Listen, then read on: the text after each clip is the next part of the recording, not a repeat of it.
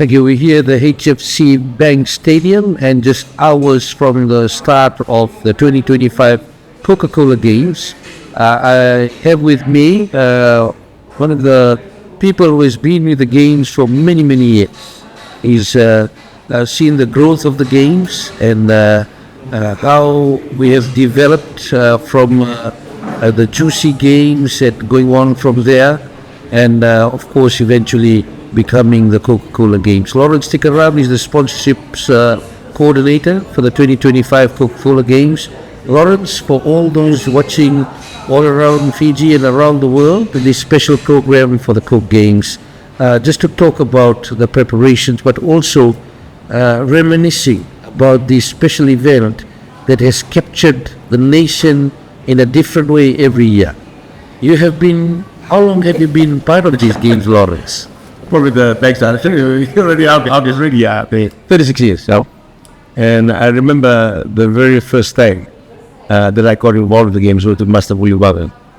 And I shared some of the experience with a lot of the officials last night, and they were in awe of how we actually developed the games the way it was today. You know, we used to get up early in the morning to go and mark the tracks early in the morning or the morning before the games.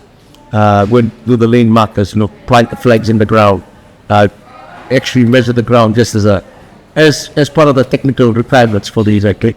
And those are some of the fond memories. We used to go up to DC's, my friend Demo, used to provide us the diesel for those ground markings. And just across the country, wherever we had contacts with, happily give us this.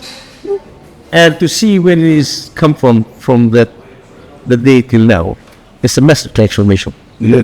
But one thing has not, and that is the spirit of the athlete. That spirit has been embedded right from day one. Master America talked about the raw push, power, strength of these athletes. That has been supported and fueled by the organizational capability of the games over the last, my 36 years. I was sponsoring 50 years, in part of the game 64 years in terms of the country. So that's massive. You talked about from a handful of zones to the 19 zones. We talked about from a one-day meet to a 3-day meet. We're bordering on almost 1 week meet with the grace and the support of the Ministry of Education. And it has captured not only the hearts of every Fijian, but the world. It's probably the most televised event locally that has probably the greatest viewership internationally, because the alumni have spread themselves across the globe, from Sinai to the Goral Heights to Germany to England to Australia to New Zealand to the Gulf states to the Pacific Islands. Very zooming of this. It brings back a lot of memories. It brings back a lot of fond attachments. And one thing that has stood the test of time is the resilience of the athletes, the officials, and the sponsors to be able to put on this show. Probably to me, the greatest show. Tough to put on a show like this with so many athletes. You have more than 3,000 registered athletes. On top of that, you have hundreds of officials. Then you have thousands of spectators. Emotions are running wild. And competition on the ground, on the field, and off the field remains the same, as you said about the alumni. To try to find that balance, sometimes maybe your heart must be stopping to see what's happening right at that moment. Yeah, I know it is. It is. I think the key to this is to get a sense of responsibility on how everything evolves in different stages. I think that's important. And I think as an organizer, we have a sense of responsibility to each other, to the media, to the Fiji Secondary schools, to the officials, to the athletes.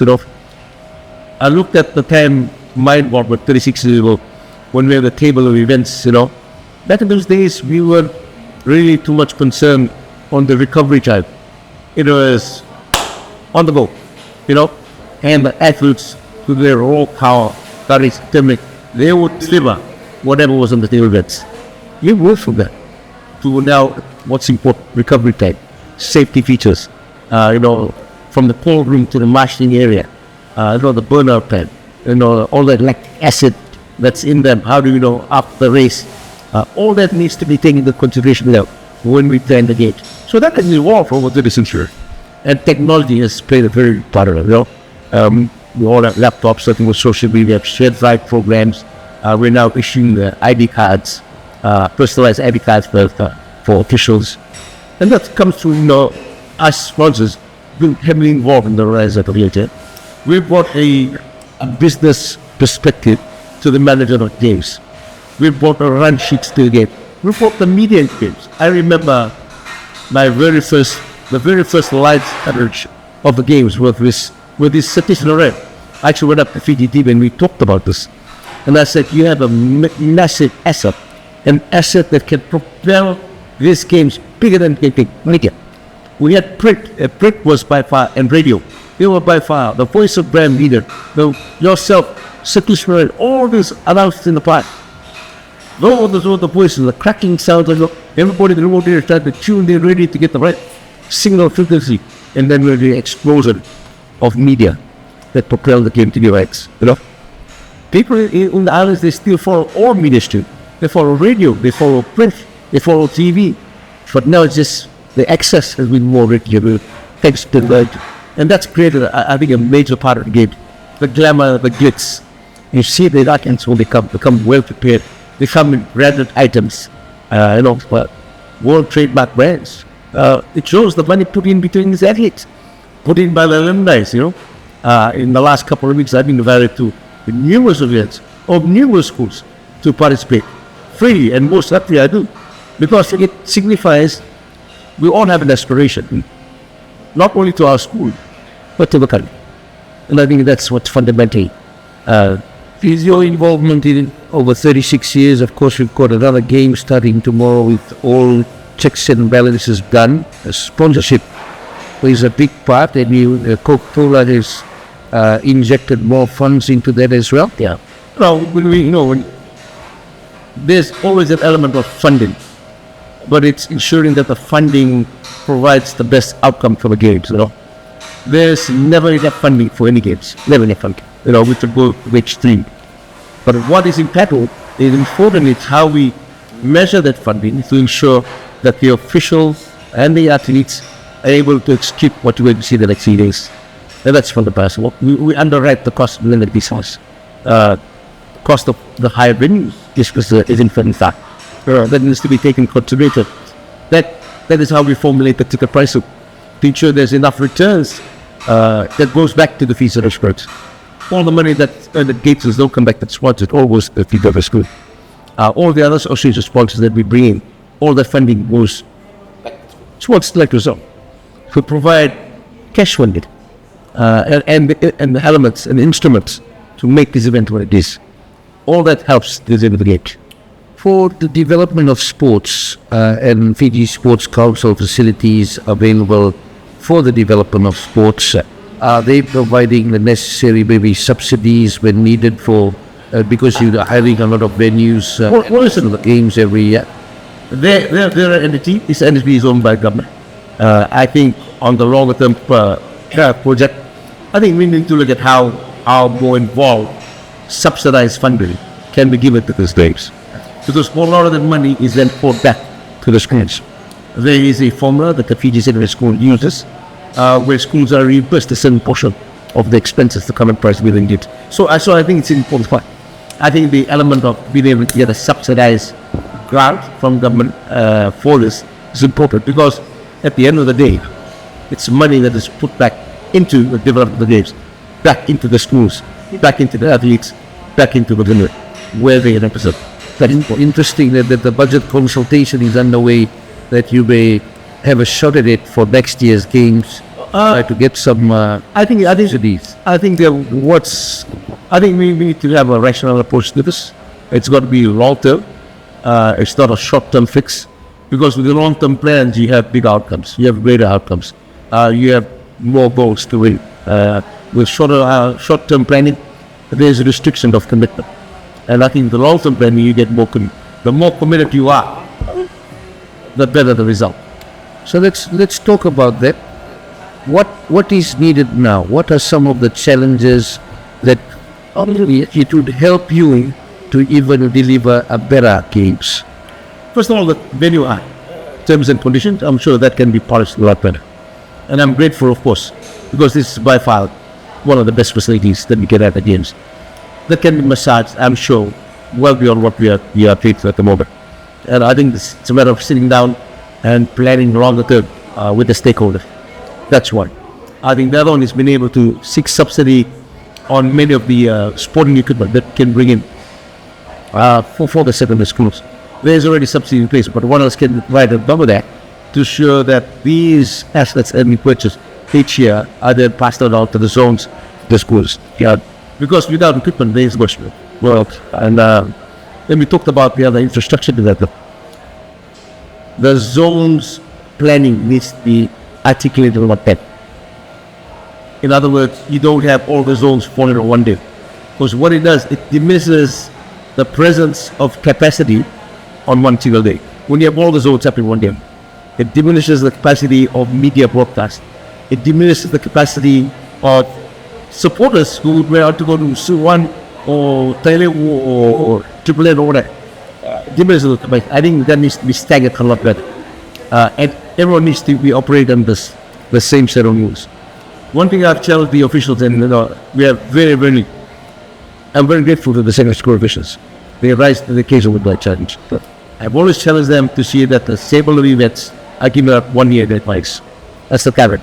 Because what it does, if you're a coach, you're an athlete, you will choose your 3 events based on the table events.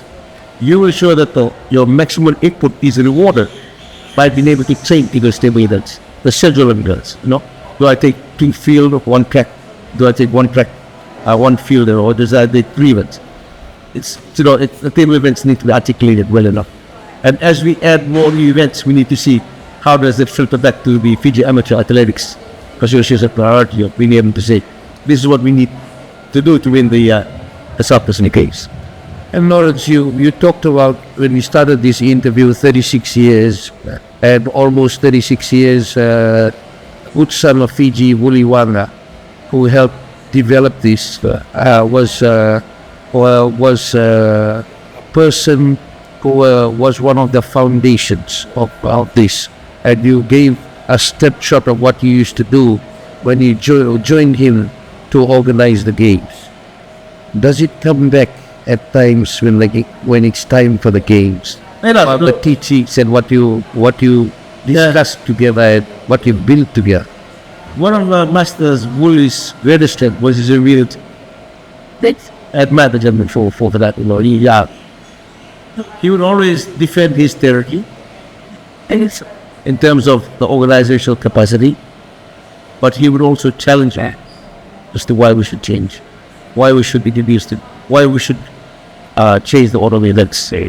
We're talking about recovery time and stuff like that, talking about being able to provide entertainment time for our contemplations, for our items. As in, we've always had those challenges and we're held in this country. And here we are today because of being able to communicate and because of his humility of being able to say, this event is bigger than us all. He's always said that. And the event is bigger than ours. The event is about that. It's not about us. It's about the ideas. And as long as we keep it that way, it will continue to go. So let's talk about this year. Some 3 days of just unbelievable action coming up on the tracks and in the field. And we know the spoilers are all over, coming from different parts of the country. It's no longer dominated by one single school, which is the beauty of the game. And you have just managed to uplift that further by giving more equipment and grants to schools from the rural areas. What do we expect this time? I think expect the unexpected. I've been in over the last 4 days watching this rural instead. Therefore, to them, that is not the problem. They've come here to make a point, to stamp a mark, to leave a legacy. That's what we should do. Who wants the most? Who wants to create a legacy? Who wants to find a new legacy? Switch right out to the next 3 days. And the athletes have traveled the country, have beaten many zones, witnessed from the ground my treatment and get involved. And I've seen the passion and commitment. It's at an all-time new level. I'm not sure. Because in 50 years, Is it because the glamour? Is it because the glitz? Is it because us, all boys and all girls, are now so passionately involved that we try to tell the coach what to do? And sometimes it's a clock. It's a magic mix of a lot of things. What is important is that the resilience of the athletes that are coming here, they will not give up. You know, we talked about those 7 maritime schools that made an effort to come here. That's a lesson. 1 will 2 athletes, 1 will 3. Those 2 or 3 athletes are carrying the weight and the burden, not only of their school, but of their district, of the province, of the world, where they come from.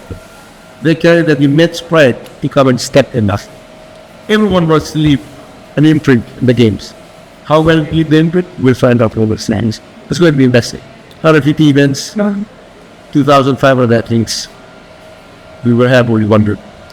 Your message to the people out there around Fiji and around the world in relation to the games that will start from about 8 o'clock tomorrow morning and run through till Saturday afternoon. The message is, when you can, tune into your favorite platform. That will be sure media, TV, print, radio. Never give up on these athletes. They have never given up on us. Right. They've shown time and time again what makes a great game. It's the competitive rivalry that's been embodied 64 years ago to where it is today. I think what's important is that we come to support the child, the character of the child and the spirit of the child, which is utmost important. If they leave without a medal, but have gained the respect and have gained a new character about the values of life, that winning really isn't everything, but being able to forge a friendship or create a new value of respect, humility, being humble.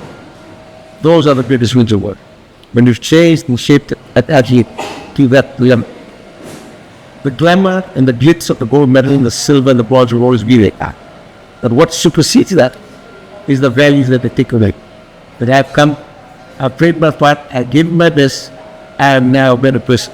I am now a better person in my community, I'm now a better person in my school, I'm now a better person in my country. We aspire. Lawrence, thank you very much for this time that you've given us to talk to us directly, and all the best for this year's games. Thank you. No one. Thanks.